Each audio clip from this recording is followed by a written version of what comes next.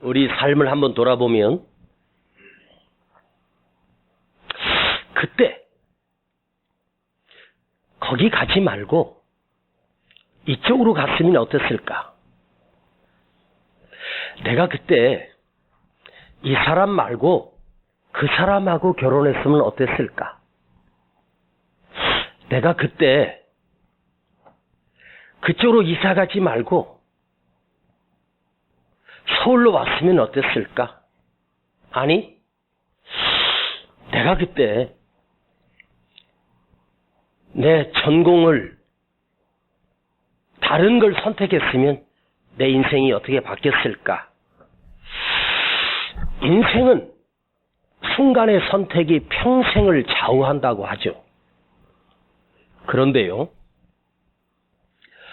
인생이 아무리 좋은 것을 선택하고 잘 선택했다고 해도 사실은 여러 가지를 내가 선택하는 게 아닙니다. 크게 나누어 보면 사실은 인생은 두 가지를 선택하며 살 수밖에 없습니다.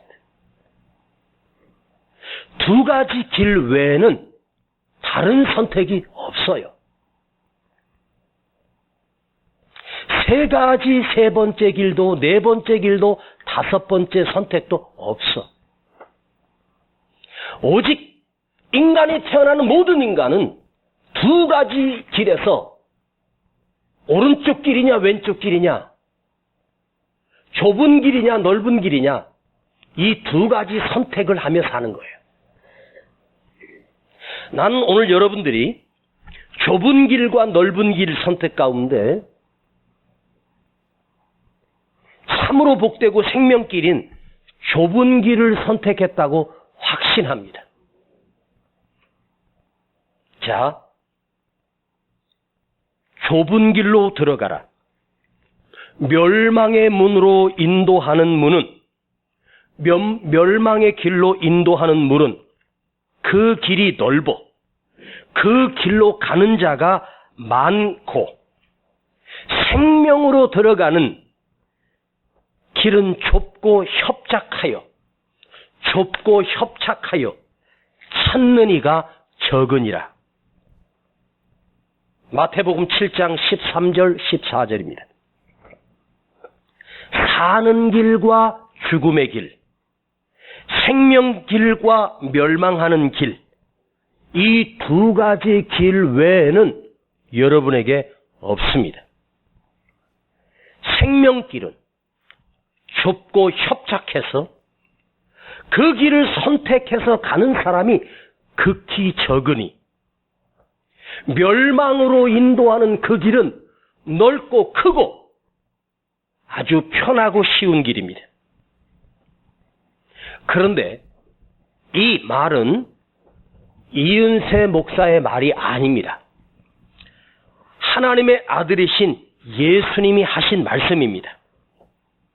우리의 미래를 알고 우리의 영혼을 알고 우리의 인생 다음을 아시는 창조자 하나님께서 하신 말씀입니다. 좀 더 깊이 묵상해 봅시다. 좁은 길은 내가 예수를 선택하고 예수를 믿고 예수를 나의 구주로 영접하고 주님을 찬양하며 주님께 예배하는 그 길이 바로 좁고 작은 문입니다. 요즘 사람과 사람 사이에서 가장 좋은 말이 뭘까? 가장 축복해주는 말들이 있더라고요. 아주 우리 참 많이 쓰죠. 꽃길만 걸으세요. 이제부터 당신에게 꽃길이 펼쳐질 것입니다. 꽃길로만 걸으세요. 얼마나 좋은 말입니까? 꽃길은 넓은 길입니다. 멋진 길입니다. 화려합니다. 내 마음대로 내 뜻대로 내 원하는 대로 살 수 있는 그 길이 꽃길입니다. 그러나 그 끝에는 멸망입니다.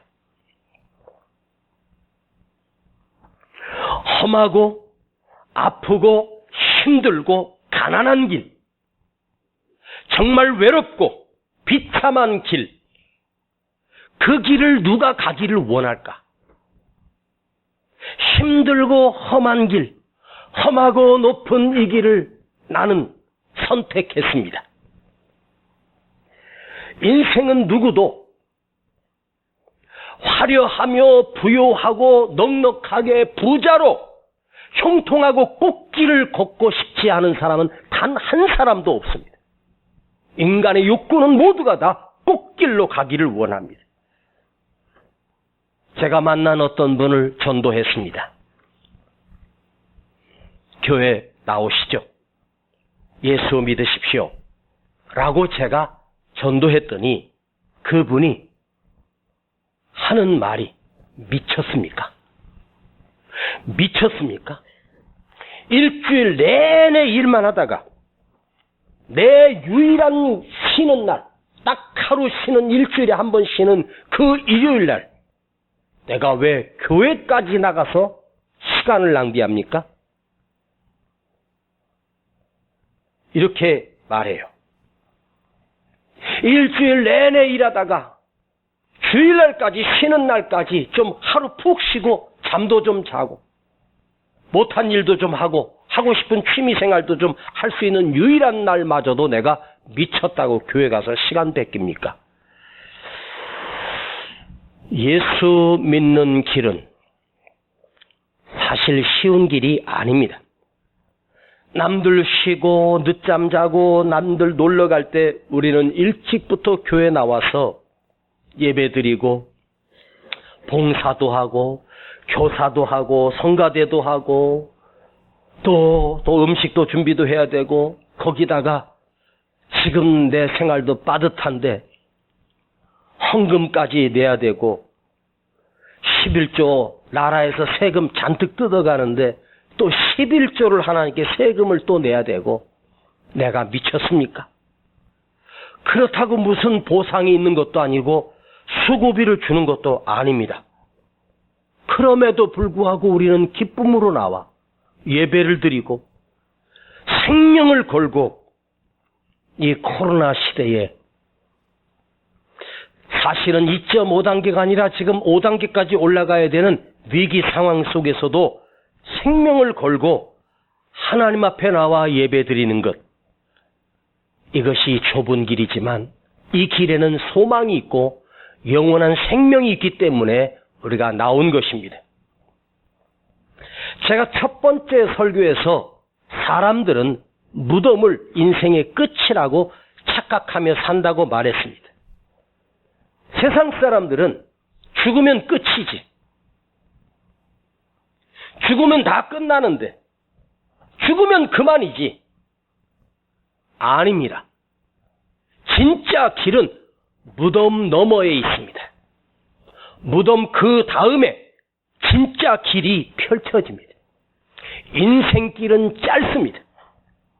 내가 100년을 살았든 80년을 살았든 50년을 살았든 60년을 살았든 인생은 짧습니다. 정말 짧습니다. 내 50대의 1년의 시간과 60이 넘어가는 1년의 시간이 더 빠릅니다. 제가 살아온 삶 중에서 제일 빨랐던 해가 2020년이었습니다. 올해처럼 빨리 간 해는 없었던 것 같아요. 뭐야, 벌써 12월 달. 지난주 첫 주더니 벌써 둘째 주. 이제 2주만 지나면 올해 끝납니다. 그리고 또 새 달력을 걸어야 하고 저 뒤에 새 달력 벌써 맞춰가지고 왔습니다. 성탄절날 나눠드릴 테니까 걱정하지 마시고. 여러분, 진짜 길은 무덤 그 다음입니다. 그걸 아셔야 돼요. 무덤으로 끝나는 게 아니에요. 무덤의 그 다음의 세계, 영적인 세계가 있어요. 악한 영의 세계와 빛나는 영적인 세계, 하늘나라가 우리 안에 어떻게 펼쳐질 것인가? 죽으면 끝난다? 죽으면 끝나는 인생이 아무리 화려한 인생을 살아도 인생은 허무하다. 허무하다. 그런데요, 잘 들으십시오. 무덤 전에 내 인생의 무덤이 찾아오기 전에 아직 숨을 쉬고 있을 때, 아직 하나님이 나에게 기회를 주시는 이때 내가 좁은 길을 선택할 것인가, 넓은 길을 선택할 것인가. 무덤 그 다음의 길은 오늘 이 시간 내가 지금 준비해야, 오늘 여기서 내가 선택해야 생명이냐, 영원한 생명이냐, 영원한 저주의 심판이냐가 여기서 결판 나는 거예요. 오늘 여러분 이 말씀을 잘 듣고 가슴에 새기기만 하면 오늘 여러분 무덤 다음이 영원한 생명. 이건 목사의 말이 아닙니다. 예수님이 이 땅에 오셔서 당신의 입으로 친히 하신 말씀입니다. 하나님이신 예수님께서 무엇하러 인간에게 사기치겠습니까? 그 진실하시고 흠없으신 그분이 뭐하러 없는 것을 있다고 주장하겠습니까? 그분은 영적인 세계를 알고 계시고 인생의 그 다음을 알고 계시고 무덤 뒤의 세상을 훤히 보시면서 우리에게 알려주신 거예요. 영원한 생명이 있다. 하늘나라가 있다. 처소가 있다. 천국이 있다고 말씀해 주셨습니다. 그런데 우리는 그것을 믿어지고 믿고 있습니다. 내가 그것을 믿고 믿어진다는 것은 놀라운 축복입니다. 그 선택은 내가 숨을 쉬고 있는 이 순간에 여기서 결정할 수 있습니다. 혹시라도 오늘 이 말씀을 듣고 그냥 교회만 왔다 갔다 했던 분들이라도 오늘 예수를 나의 구주로 믿어지는 놀라운 은혜가 있었으면 좋겠습니다. 신천지 이만희 교주가 이렇게 외쳤습니다. 무덤은 없다. 너희는 죽지 않는다. 나를 믿는 자는 영생불사한다. 인생의 생명을 가지고 사기친 시대의 사기꾼입니다. 스스로 자기가 감람나무요 하나님이라고 주장하며 자기가 그리스도라고 주장하며 그랬던 자가 왜 감옥 가서 자기 왜 안 풀어주냐고, 나 여기서 죽어야 나가겠다고.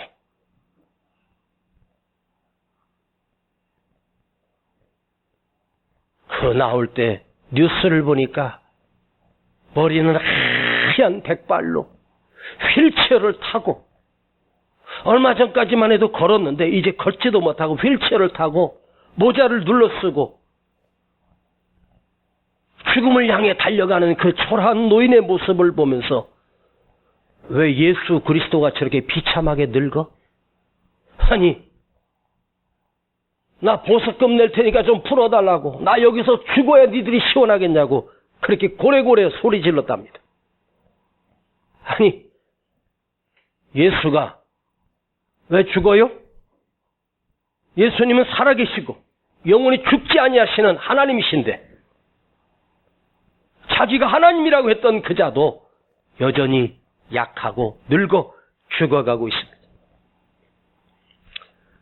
얼마 있으면 이만희 교주의 사망 소식을 우리는 듣게 됩니다. 통일교회 교주였던 문선명 씨가 2012년 9월 4일 감기 폐렴 증상으로 사망했습니다. 통일교에서 문선명을 하늘 부모님이라고 부릅니다. 다른 말로 하면 하나님입니다. 하늘에 계신 부모님, 하나님 아버지. 하나님이 왜 감기 걸리고 폐렴이 와서 왜 죽어요? 여러분, 육적인 인생으로 태어난 모든 인간은 죽지 않고 영생불사할 수 있는 사람은 단 한 사람도 없습니다.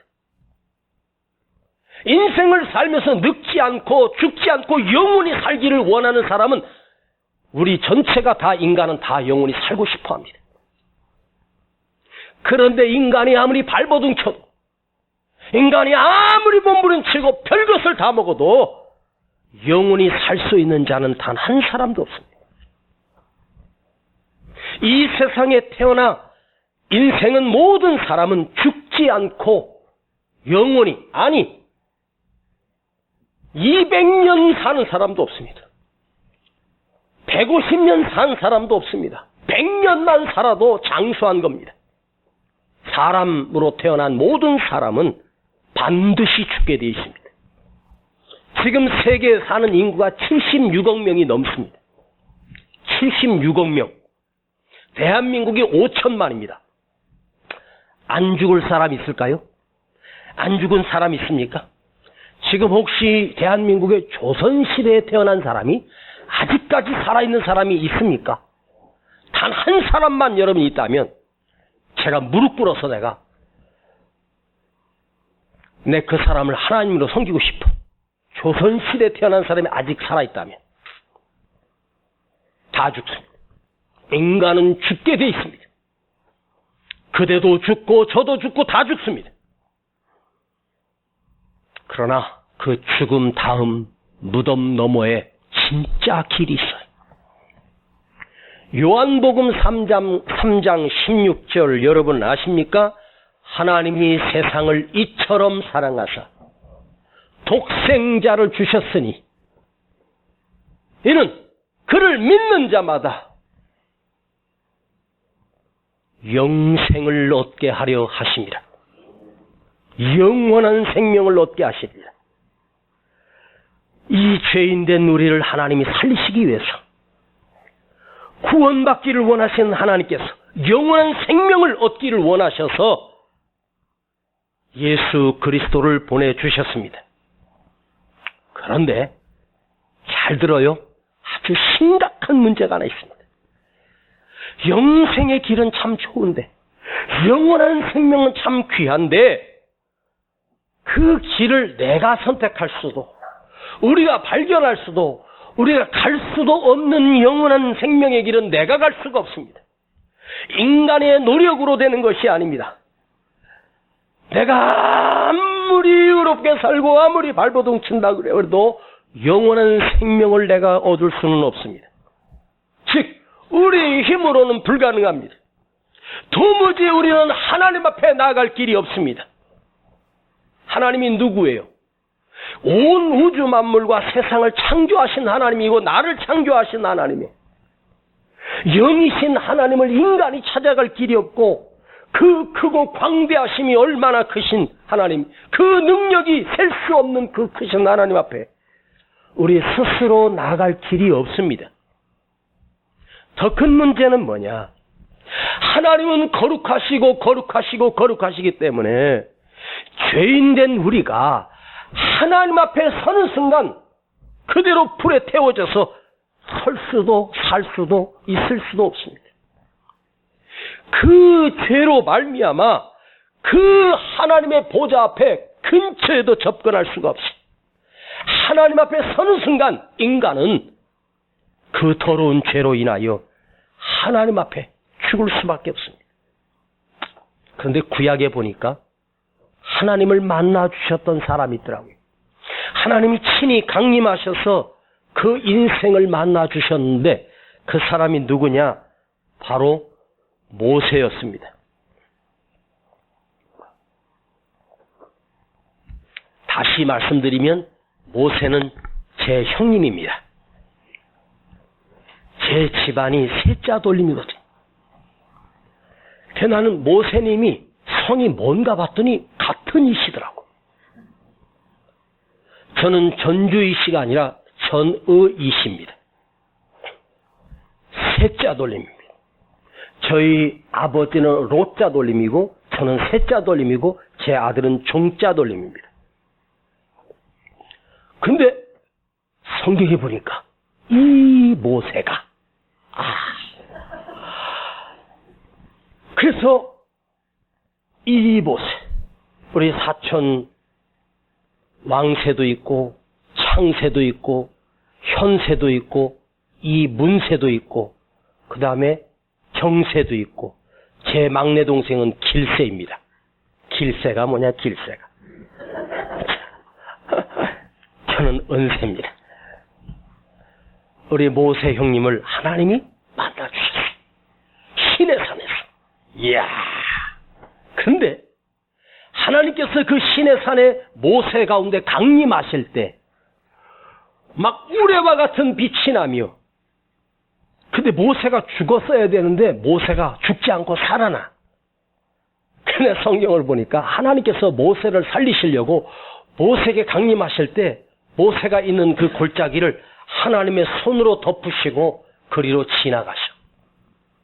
그리고 이스라엘 백성들에게 혹여나 시내산 근처에 접근하지 못하도록 그 울타리를 세우고 거기 보초병을 세우고 여기 이상을 접근하지 말라. 내게서 불이 나와 그들을 태워 죽이리라. 그래서 시내산 근처를 얼씬도 못하게 하시지.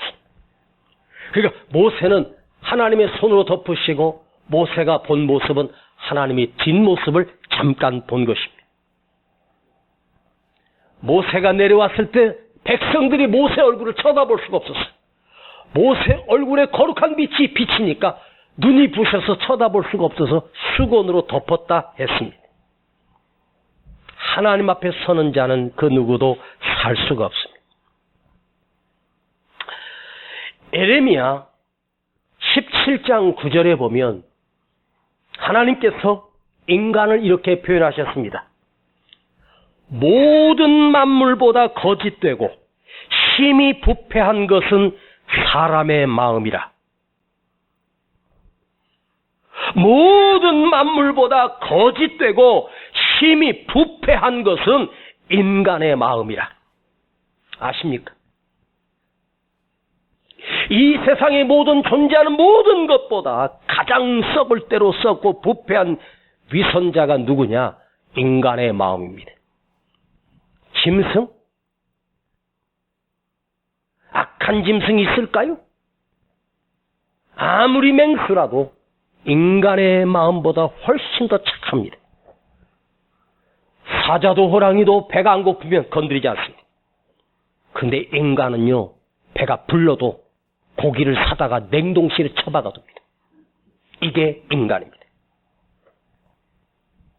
여러분, 뭐 돼지가 뭐 욕심이 많다고? 아니에요. 돼지는요, 자기 윗 속에 절반만 차면 더 안 먹습니다. 사자나 맹수는 3분의 1만 채우면 더 안 먹습니다. 그리고 일주일도 굶고 보름도 굶어도 견디는 것이 짐승들입니다. 사람은요, 아침 먹고 또 점심 먹어야 되고, 점심 처먹고 또 저녁 먹어야 되고, 그리고 또 쇼핑하러 가서 삼겹살이고 고기고, 요즘 코로나 시대라 밖에 못 나가니까 9시 이후는 문 닫으니까 가서 잔뜩 사다가 냉동실에다가 처박아두고, 그리고 또 자기 전에 또 먹습니다. 욕심은 그렇게 많은 게 인간입니다. 그런데 그 마음은 썩고 부패하여 더럽고 추한 인간이 바로 우리 자신들입니다. 여러분 마음이 착할 것 같아요? 우리의 마음이 착할 것 같습니까? 나는 선하다고 생각하죠? 착각하지 마세요. 더럽고 추하고 썩은 냄새가 진동하는 게 인간의 마음입니다. 가장 악랄한 게 인간입니다. 악마는 사람입니다. 여러분, 이 세상에서 제일 무서운 사람이 누군 줄 아세요? 제일 무서운 존재가 누군 줄 아세요? 사람입니다. 사람처럼 더럽고 추하고 악한 존재는 없습니다. 조두순 씨가 형을 마치고 어제 안산에 자기가 살던 집으로 아주 경찰청에서 차를 동원해가지고 왔는, 그 앞에 막 그 마을 사람들이 막서 여기 살지 말라고 난리가 났습니다. 조두순 씨가 2008년 12월 안산에서 어떤 여자아이 8살 아이를 교회 화장실로 끌고 가 그를 주먹으로 때리고 기절시킨 다음에 그 8살 여자아이를 성폭행을 했는데, 그때 얼마나 심한 폭행을 당했는지 이 아이는 평생 아이를 가질 수도 없고 소변도 자기 맘대로 볼 수 없을 정도로 비참하게 성폭행을 당했습니다. 수술도 여러 번 했지만 쉽게 말하면 여자가 오줌볼을 차고 살아야 되는 운명이 됐습니다. 그것이 뉴스에 알려지면서 조두순 악마 같은 조두순, 어떻게 자기 손녀딸 같은 아이를 그런 짓을 할 수 있는가? 그래서 그 조두순이가 12년형인가요? 마치고 자기가 사는 집으로 온다고 하니까 난리가 났습니다. 조두순 못 나오게 해달라고 청와대에 청원을 넣었는데 수백만 명이 동의를 했습니다. 그런데 한번 생각해 보십시다. 조두순 같은 그 악마가, 조두순 같은 인간이 성남에는 없을까? 모를 뿐이지. 여러분, 조두순보다 더 추악한 인간이 여러분 집 옆집에는 안 살고 있다고 자신할 수 있을까요? 조두순은 안산에만 있는 게 아니고 성남에도 있습니다. 솔직히 말씀드리면 옆집에만 있는 게 아니고 내 집에 그 조두순 같은 인간이 살고 있고, 또 조두순보다 더 악한 존재가 바로 우리 자신일 수도 있다는 생각을 하십시오. 양심 없이 사는 자가 우리 가운데는 없습니까? 나는 양심대로 삽니까? 내 심령도 썩을 대로 썩어 부패한 것이 우리 자신이고 바로 나입니다. 만물보다 거짓되고 심히 부패한 것이 사람의 마음이라, 이 말씀 속에 그 사람이 다른 사람이 아니고 바로 나 자신입니다. 여러분, 사람끼리는 사람의 마음이 안 보여도 하나님은 우리 마음을 보고 계시잖아. 무슨 생각을 하는지 다 보고 계시잖아. 경건한 척하고 거룩한 척하지만 악취나는 인간이 바로 우리 자신입니다. 그런데 혹시 이 시간 여러분, 나는 그런 대로 착하게 살아왔어. 그래도 나는 착한 것 같아. 내가 얼마나 순수한데.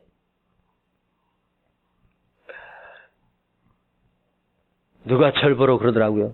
목사님 참 순진하다. 아니, 그렇게 바보처럼 순진하세요? 그러더라고. 그런데 가만히 생각해 봤어요. 날 보러 순진하대. 그것도 30년이나 같이 산 여자가 당신은 왜 이렇게 멍청하고 순진하냐? 그런가?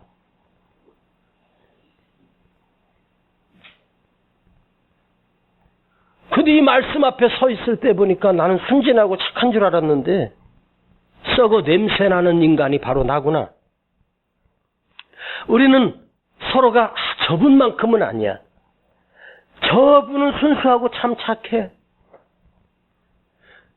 가정에 신방을 냈더니 남편분 전도하라고 집사님 기도하시라 그랬더니 그분이 뭐란 줄 알아요?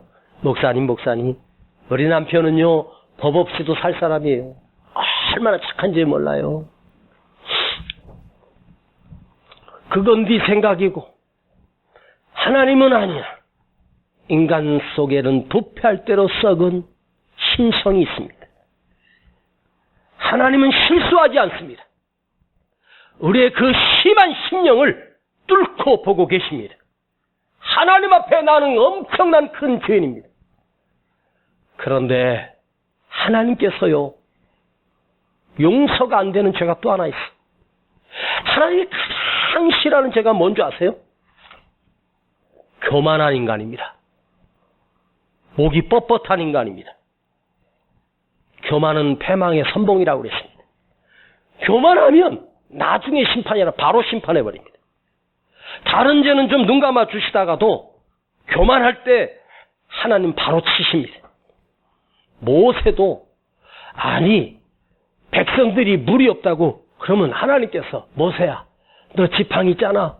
저 반석 쳐. 그럼 가서 치면 될걸. 내가 하나님 앞에 또다시 물을 내랴? 내가 이 반석을 쪼개서 물 나오는 걸 니들이 좀 봐야지 정신 차릴래? 그리고 방망이질 한 번 더 했네. 그때 하나님이 모세를 살짝 부르셔서 구스 여자, 흑인 여자 취해서 봄마누라 놔두고 재장가 간 것도 하나님이 눈 찔끔 감아주셨는데 아무 말 안 했는데, 모세야, 너 네가 두 번이나 치냐? 에? 네가 했어? 이제 제가 해석하는 거예요. 하나님이 모세한테. 왜 네가 난리냐? 그 반석 나야. 그런데 나를 한 번만 치라 했지 왜 두 번씩이나 쳐? 너 가나안 못 가 이제. 에? 아니 가나안 땅 가려고 모세가 그렇게 가슴이 뜨거웠는데 가나안 못 간다네. 입구까지만 가. 아니 한 번 치나 두 번 치나 그거 별거 아닌 것 같은데 하나님이 모세가 자기가 마치 물을 내는 것처럼 하나님의 능력으로 살아왔던 그가 자기 능력인 것처럼 잠깐 우쭐했다가 한 방에 날아가. 다윗도 마찬가지입니다. 여기 있는 은세도 교만하면 끝납니다. 광화문 집회에서 집회하던 전광훈 목사가 정말 하지 말아야 했던 실수의 말을 했습니다. 물론 그날 그 분위기 저도 이해할 수 있습니다. 근데 거기 자기를 따르는 성도들 앉혀놓고 마이크 들고 이렇게 말했습니다. 내가 하나님하고 얼마나 친한 줄 알아? 여기까지는 괜찮았어. 하나님하고 친하대. 예수 내 친구. 어떻게 감히 예수님이 친구 되십니까? 그 노래 부를 때 마음 아프더라고요. 주님은 나를 은혜야, 너는 내 친구야. 이렇게 해주셔도 감히 어떻게 내가 주님과 친구가 될 수 있습니까? 내가 하나님하고 얼마나 친한 줄 아냐고. 그런데 그 다음 말이 하나님도 까불면 나한테 죽어 이랬네. 미친놈 아닙니까? 농담이었습니다. 자기 과시였습니다. 그런데 아무리 농담이라고 그래도 어떻게 하나님을 향해서 까불면 나한테 죽는다고 말해? 저거 망하겠다. 저거 망하겠다. 그러더니 지금 감옥에 들어가 있는데 지는 순교자래. 순교가 그게 아니에요. 어떻게 하나님을 그렇게 말씀할 수 있어요? 그 크신 하나님 앞에 나를 구원하신 것만 해도 너무너무 두렵고 떨리고 감사할 뿐인데 인간은 썩고 부패하여 썩은 냄새가 진동하고 자기 과시하고 자기 자랑하고 자기 높이고 그게 우리 속에 가득 차 있습니다. 어떨 때요? 가끔씩 제가 설교를 잘하고 내려갈 때 여기서 잠깐 내려갈 때 여러분 가끔 보셨죠? 목이 뻣뻣한 거 보신 적 있습니까? 오늘 니들 다 죽었어. 오늘 이 말씀 앞에 내가 이렇게 설교 잘해. 그리고 내가 우쭐할 때가 얼마나 많은지 아십니까? 이런 우리를 구원하시기 위해서, 이런 우리를 사랑하셔서 중보자를 세우셨습니다. 중보자. 하나님은 한 분이시고 중보자도 한 분이신데 곧 예수 그리스도라. 이렇게 부패하고 썩어 냄새나는 이런 더러운 나를 거룩하신 하나님 앞에 세울 수가 없습니다. 그 앞에 서면 죽습니다. 그래서 하나님과 우리 사이에 중보자를 세우셨어. 그 중보자가 누구십니까? 예수님입니다. 예수님이 하나님과 우리 사이에 막힌 담을 허셨어. 그 막힌 담이 뭐냐? 죄의 담이야. 죄로 인하여 막혀서 나갈 수가 없는데 우리 주님이 중보자가 되셔서 그 막힌 담인 죄를 다 지시고 십자가에서 죽으셨습니다. 우리의 죄를 해결해 주신 분, 중보자이신 예수님, 그 예수님을 이 땅에 보내주셨습니다. 이것이 성탄절입니다. 영이신 예수님이 인간의 몸을 입고 이 땅에 오셔서 이 더럽고 추하고 냄새나고 씻을 수 없는 우리 죄를 짊어지시고 십자가에서 죽으셨습니다. 자, 구약의 제사는, 율법의 제사는 오늘도 율법입니다. 오늘도 본문에서 말씀하고 있습니다. 양을 가지고 제사장에게 나아갑니다. 그리고 그 사람이 그 양의 머리에다가 오른손을 얹어요. 오른손을 얹고 내 죄를, 요즘 지었던 죄를 모두 다 그 양에게 뒤집어 씌우고 그 양을 죽입니다. 그리고 그 피를 제단에 뿌리고, 그것이 속죄제입니다. 그 양이 죽음으로 내 죄가 사해진 것입니다. 이것이 구약의 율법의 제사입니다. 그런데 그 죄가 씻어지는 것은 이례적인 거예요. 단회적인 거예요. 아셨습니까? 영원한 속죄가 될 수가 없어. 그래서 매일 양을 가지고 와 죽어야 돼. 왜 매일 우리는 범죄하니까? 그런데 예수님은 대속의 양입니다. 속죄 어린 양이 되셨습니다. 우리 주님은 우리의 죄를 단번에 모두 도말하셨습니다. 우리의 모든 인간의 죄를 지고 십자가에서 인류의 모든 재앙과 온 저주의 굴레를 다 뒤집어 쓰시고 십자가에서 죽으셨습니다. 그래서 주님이 이렇게 말씀하십니다. 내가 곧 길이요 진리요 생명이니 나로 말미암지 않고는 아버지께로 올 자가 없느니라. 주님이 아니면, 예수님이 아니면 그 길로, 생명의 길로 갈 길이 없어요. 예수님 때문에 우리가 구원받은 거예요. 2000년 전 갈보리 언덕에 십자가에서 우리 주님이 오셔서 우리가 태어나기도 전에 이미 당신이 우리의 죄를 지시고 다 죽으셨습니다. 내 죄를 주님이 도말해 주셨습니다. 내 죄를 다 씻어 주셨습니다. 로마서 5장 1절에 우리가 믿음으로 의롭다 하심을 받았으니, 믿음으로 의롭다 하심을 받았으니, 오늘 본문에도, 자, 오늘 본문 다시 한번 보십시다. 24절입니다. 아니, 26절입니다. 3장 26절이에요. 시작. 곧 이때에 자기의 의로우심을 나타내사 자기도 의로우시며 또한 예수 믿는 자를 의롭다 하려 하심이니라. 자기는 예수님입니다. 자기는 의로우시며, 주님은 의로우시며 거룩하신 분입니다. 또한 예수 믿는 자를 의롭다 하려 하심이니라. 5장 1절을 한 장 넘어가요.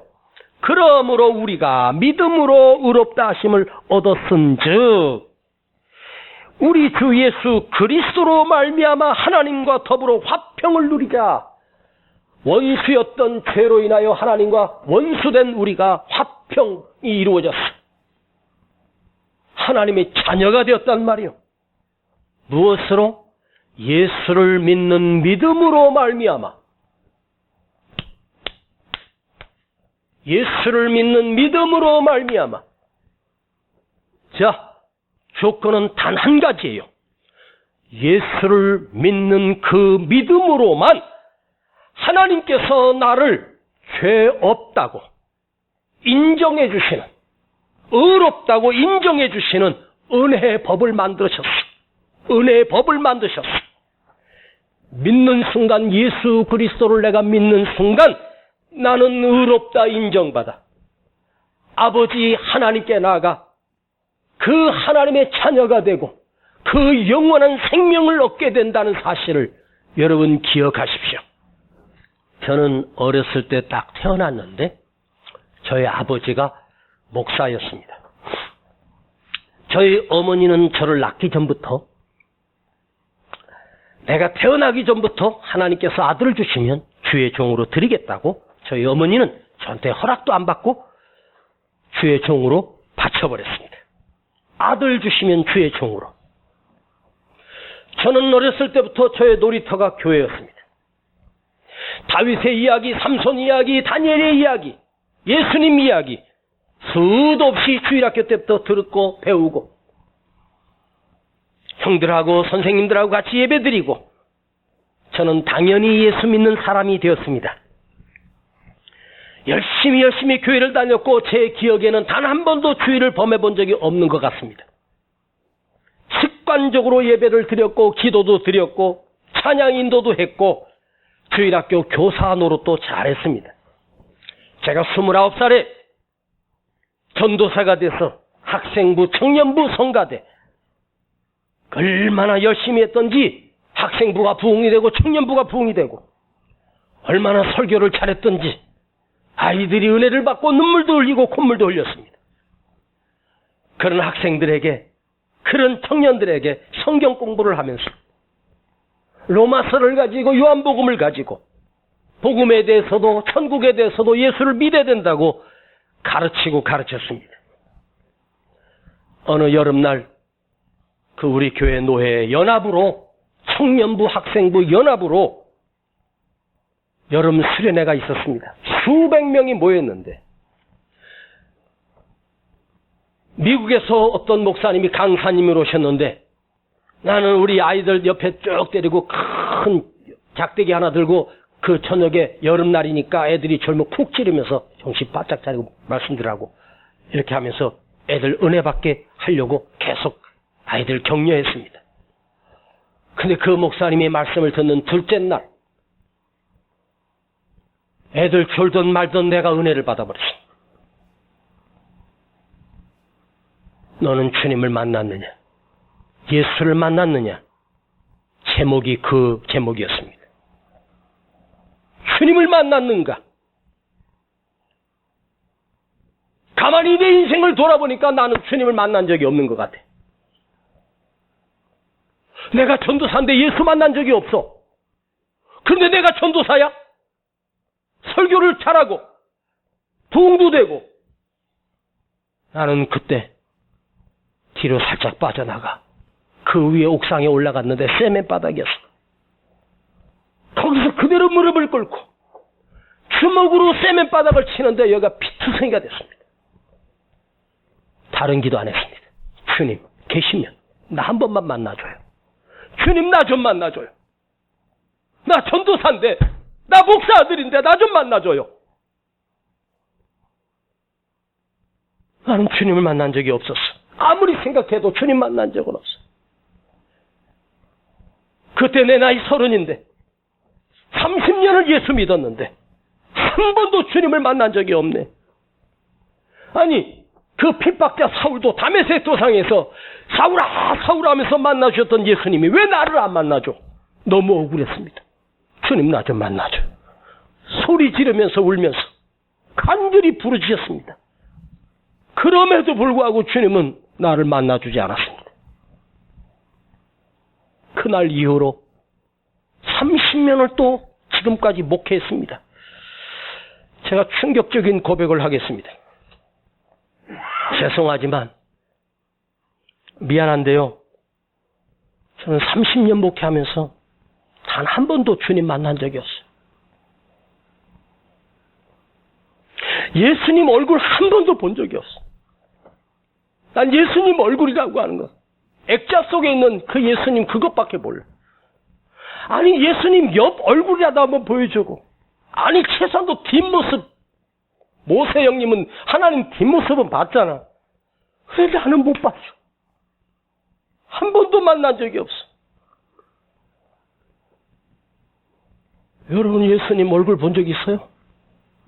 여러분 예수님 만난 적 있습니까? 예수 못 만난 목사가 지금 겁도 없이 설교하고 있습니다. 실망되십니까? 예수도 못 만난 목사 설교를 내가 듣고 있으니 여러분 이 교회 떠날 생각을 하십니까? 저는 예수 만난 적 없는데 저는 오래전에 예수님을 나의 구주로 영접했었습니다. 그날 세면바닥에 그 옥상에서 주먹이 피투성이가 되면서 바닥을 치며 기도할 때 그때 주님을 만난 적은 없는데 주님의 음성을 선명하게 들었습니다. 음성만 들었습니다. 은세야, 나는 네 안에 이미 있느니라. 은세야, 너는 내 안에 있느니라.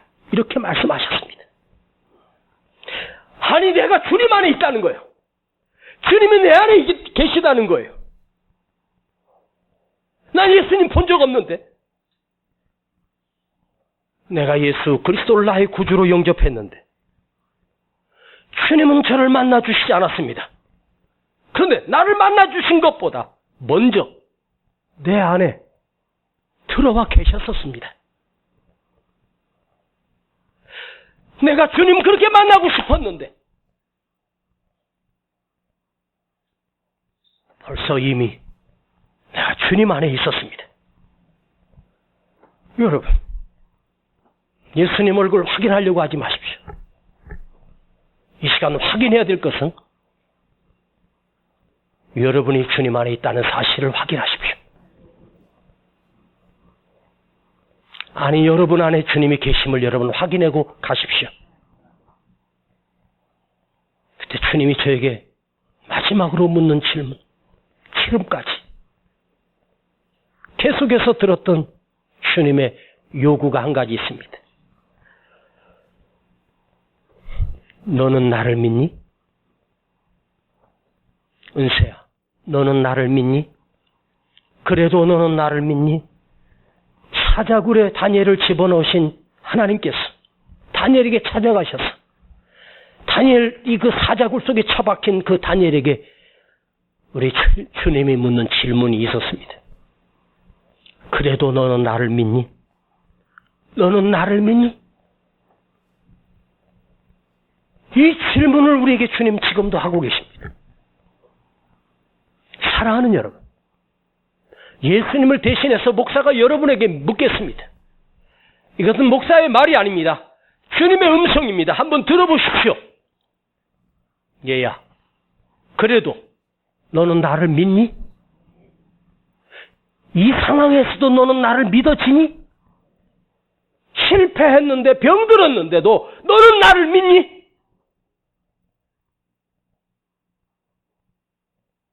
예수님 만나려고 하지 마십시오.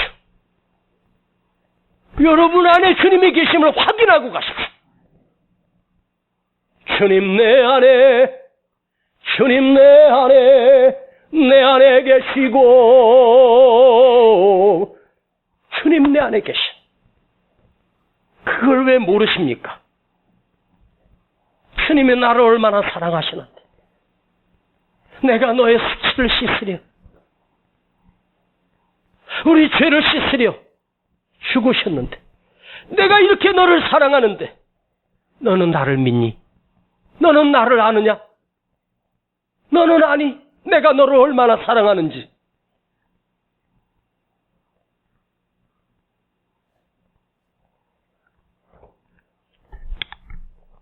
하나님 아버지,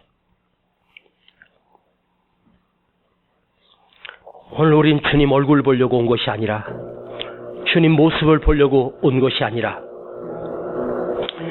주님이 내 안에 계심을 확인하고 내가 주님 안에 있는 것을 확인하고 돌아갑니다. 주님 내 안에 이미 임재해 주셨고 내가 이미 주님 안에 있음을 내가 느끼게 하옵소서. 예수 그리스도를 나의 구주로 영접했습니다. 예수님은 나의 구주십니다. 내가 예수를 믿습니다. 예수 그리스도가 나의 구주십니다. 하나님의 아들이시고 나를 대신하여 십자가에 못 박혀 내 죄를 도말해 주셨습니다. 무덤 너머의 내 길이 좁은 길이지만 영원한 생명의 길임을 확인하고 돌아가게 하여 주시옵소서. 예수님의 이름으로 기도하옵나이다. 아멘. 내가 너를 얼마나 사랑하는지 너는 아느냐? 내가 너를 얼마나 좋아하는지 너는 아느냐. 우리 먼저 예물 드립시다. 내가 너를 얼마나 기다렸는지 너는 아느냐. 너는 아느냐. 너는 아느냐. 한 번만 더. 내가 너를 얼마나 사랑하는지 너는 아느냐. 내가 너를 얼마나 좋아하는지 너는 아느냐. 내가 너를 얼마나 기다렸는지 너는 아느냐. 너는 아느냐. 너는 아느냐. 내가 너를 살리려 나의 생명을 주었고 내가 너의 수치를 씻으려 나의 생명을 준 것을 너는 아느냐. 나의 은혜를 얼마나 알며 내 사랑의 노래를 우리 다 같이 일어나십니다. 너는 아느냐. 내가 너를 살리려 나의 생명을 주었고 내가 너의 수치를 씻으려 나의 생명을 준 것을 너는 아느냐. 나의 은혜를 얼마나 알며 내 사랑의 노래를 너는 아느냐. 주님 내 안에 계시고 우리 안에 계시고 내가 주님 안에 계심을 내가 주님 안에 있음을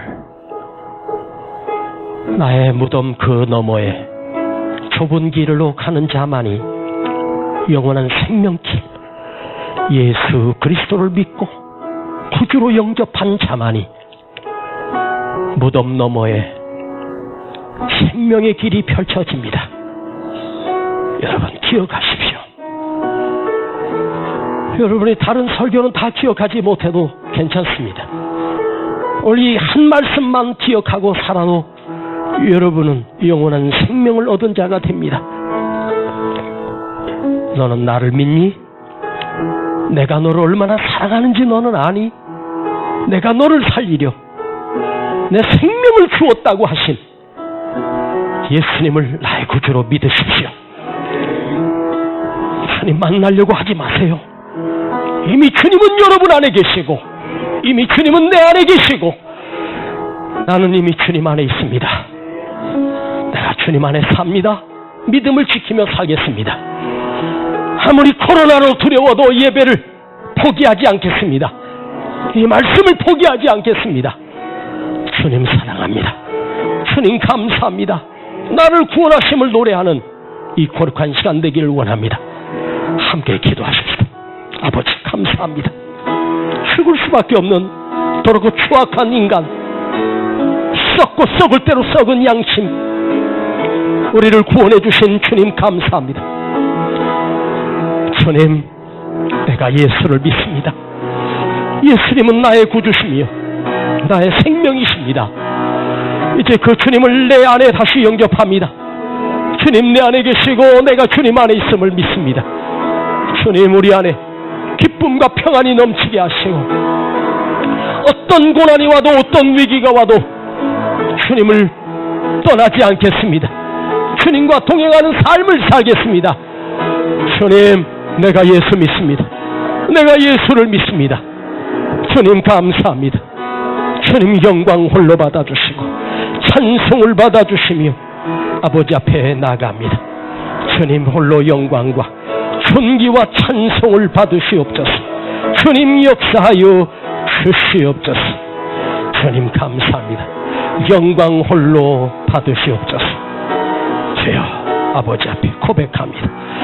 내가 주님을 믿습니다. 주님의 자녀가 되게 하심을 감사드립니다.